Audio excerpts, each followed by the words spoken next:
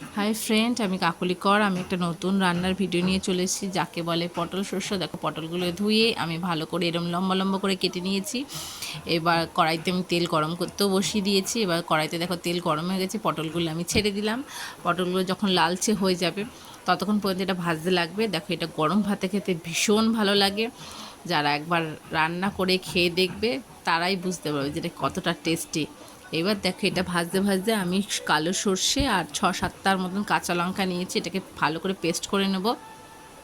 দেখো আমার পেস্ট হয়ে গেছে। দেখো, এবার কড়াইতে আমি পটলগুলো যেগুলো ভাজছিলাম সেগুলো দেখো লালচে হয়ে গেছে। এবার ওর মধ্যে আমি এই পেস্টটা ঢেলে দেবো।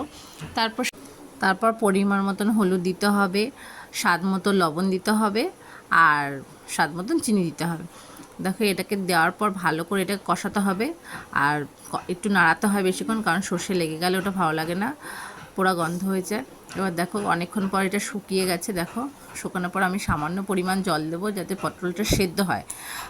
সেদ্ধ হওয়ার জন্য আমি জলটা দিয়েছি। দেখো, এরপর আমি ঢাকনা দিয়ে দেবো।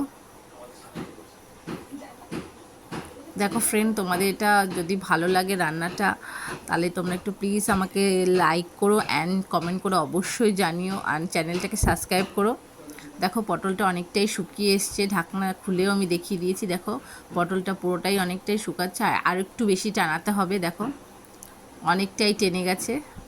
প্লিজ ফ্রেন্ড, তোমরা সঙ্গে থেকেও অ্যান্ড চ্যানেলটাকে লাইক, শেয়ার অ্যান্ড সাবস্ক্রাইব করে দিও।